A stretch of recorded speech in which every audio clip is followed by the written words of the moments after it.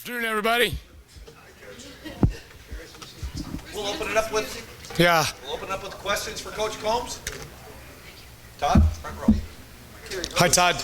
How are you? Great, Irvin thanks. talked about your great organizational skills, but your personality seems to be a pretty good mesh for that special teams coordinator. Just how much does your personality inject into that unit there? Well, I don't know how much my personality does, but I think the personality of the team is one of high energy, excitement. I love our kids. I love how hard they play. I've really incorporated Mike Vrabel into a lot of the stuff that we're doing because he's played on those units. He's done a phenomenal job at the highest level, and brings a ton of energy to the practice and the game as well.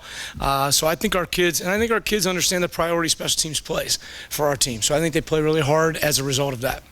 Tim May follow up to that. Philly Browns seem to have some trouble fielding didn't really field any clean punch yesterday. Yeah. How much you guys have to clean that up?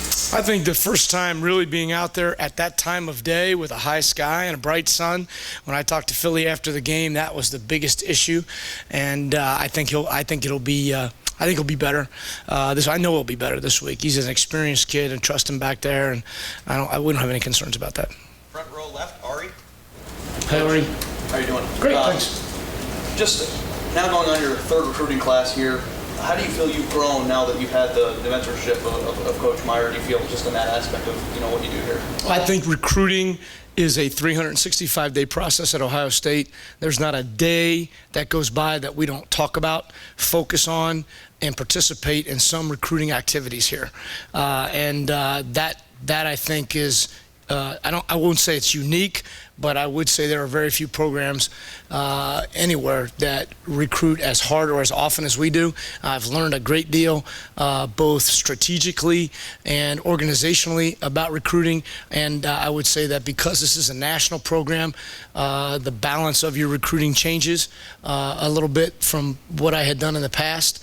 Kids are still kids. Communication is still communication. There's just more of them, and certainly more time spent on it here.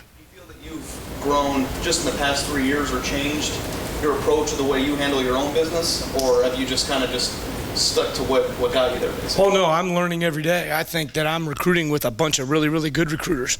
So I'll ask Tom Herman or Mike Vrabel or Stan Drayton or any of those guys, and we share information freely and willingly, and I think that that's what a team of guys does. And if they got a kid who's a really good player, and they have, what did you do? What worked? I ask guys all the time what works in recruiting. When I go into a high school, I'll ask the high school coaches, what is this guy doing on this staff? What's a difference maker for him? I'm trying to learn all the time, and I frankly think our head coach is one of the best recruiters that I've ever seen anywhere, and he is constantly a source of information for us. Front row, Lori. Hi, Lori. 97.1. Hi. Urban had said that he plans right now to make Bradley and Armani an or situation on the depth chart. What does that mean practically in terms of practice this week? You're not going to split up those reps with first team 50-50, right? We have a ton of reps available at practice, as you can imagine. We get a lot of work in. We'll rotate those three guys, Durant, Armani, and Bradley with the first team, because that's what we always have done, and have been pretty consistent with that throughout training camp. Pulled, obviously, Bradley back last week from reps in practice because it wasn't pertinent to the game on Saturday. And then we'll rotate the other guys with the second group. So our kids are playing both field and boundary and getting used to all the situations that might come up during the course of the game. So they'll all get plenty of reps this week. I know you had once said that you usually like to put your best corner on boundary. Does that change depending on the opposing team's personnel? Absolutely, and I don't use the term best necessarily. The kid who is best suited for what we do boundary-wise. It is the shortest throw, and a lot of times the team puts a very talented player there. The team we played this week threw the ball 24 times to the kid that plays on the boundary side. So that's you better acknowledge that and prepare for it. So the skill set is different for a boundary corner than a field corner, and so we try to manipulate that as best we can. But the three kids that are going to get the bulk of the play have to be able to play both field and boundary. Front row middle, Steve. Yeah, Coach. Hi, Steve. Hey, Coach. Just in terms of Armani, it's his first time. I asked him after the game. He said he played every play. The most plays he'd ever played before was 2 in Right. the game on defense. Just there were some ups, there were some downs. Sure. Coming through it, would you coach him out of that? And how'd you feel he did? I thought he was average. I thought his effort was fantastic. He's a hustler. You know, he loves to play. He plays very, very hard. We had to use him on special teams as well. So in addition to the 68 plays of defense that he had another 12 plays of special teams. So it was warm Saturday, and that's a hard day for your first day. I thought he handled it extremely well. I thought there were times when his skill set was less than what we've seen in practice, and I wouldn't attribute that necessarily all to fatigue. I think that the other team made some plays, and I think that they tried to go after him. Things I was pleased with were the lack of deep balls, even though they tried repeatedly. They weren't able to complete any of them. At the same time, missed a couple tackles and didn't play great in the red zone on the one set of downs, and but those are all correctable things. Front row, Tim. Yeah, Tim May, Columbus Dispatch. Hi, Kerry, Tim. how you doing, man? Good. How would you assess the special teams play just generally overall from Saturday and being in charge? What do you think has been your imprint? Well, that's a great question. I don't know that. First of all, the head coach is in charge, as you can imagine. So I wouldn't, and his imprint on our team in every area is significant, and special teams is a particular favorite of his. And so we do an awful lot of things with special teams that are based on his style of coaching. I would say that our game Saturday was a mixed bag. I think the 3 penalties were critical and costly and unfortunate, and those are things that have to be corrected and cleaned up. I thought the dynamic nature of the kickoff team was important because there were a lot of first-time players and non-starters on kickoff, and you know, we had some issues in camp that we really cleaned up, and I thought they played really well. I thought in the return game, kickoff return, we have the opportunity to be very, very good there. We've got to make sure we avoid penalties and don't allow the other guy to take us out of the game with the nature of his kicks.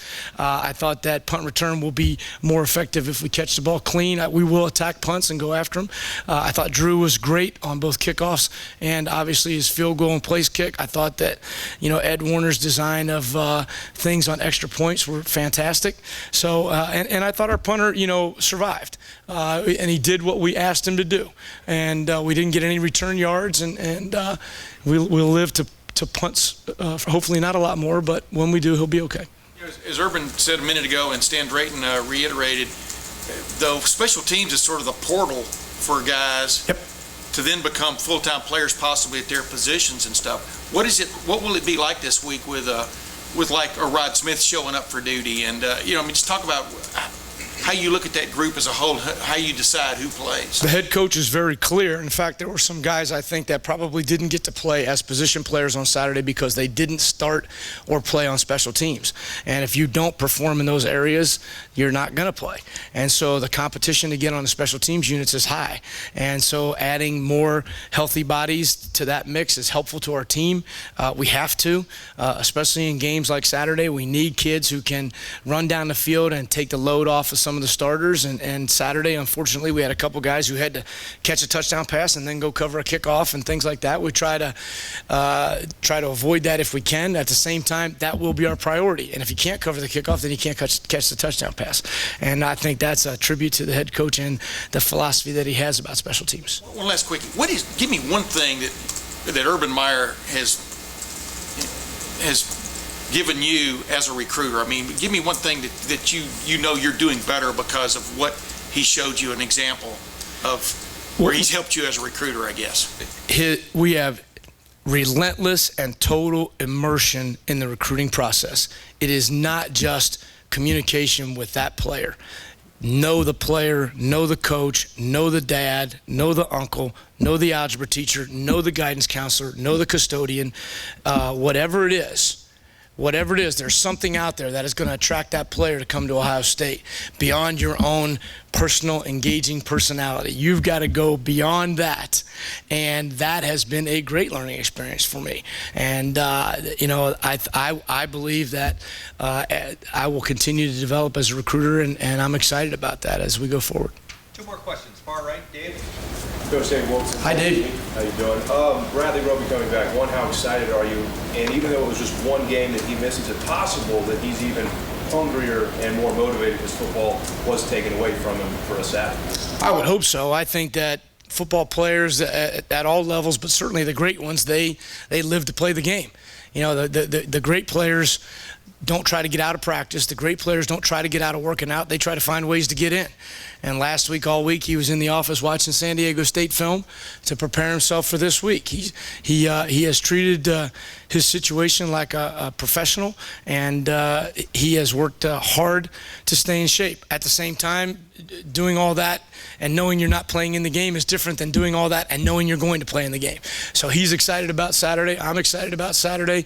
It's time to go, you know, and it's been a long time since he's been on the field. So I think he's excited about that, and I guarantee I am.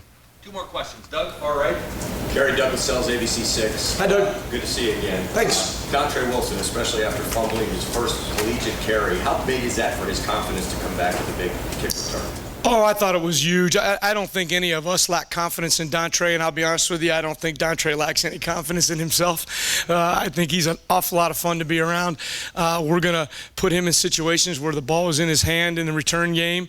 We've got great returners. You know, I talked about it a lot. Last year, we were really limited and ended up developing Rod Smith, who became the fourth in the Big Ten. This year, we've got Jordan and Dontre and Rod coming back, and Ezekiel and Philly and Devin and Bradley, and it goes on and on. We've got a ton of fast guys who do magical things with the ball in their hands. None of them will return the ball well if we don't block up front, and on that particular return, the blocking up front was very, very good.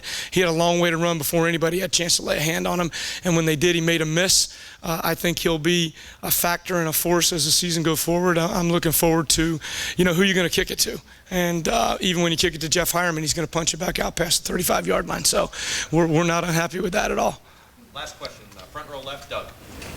Kerry, specifically on the kick coverage, Devin Bogard was out there coming back off the ACL from last year.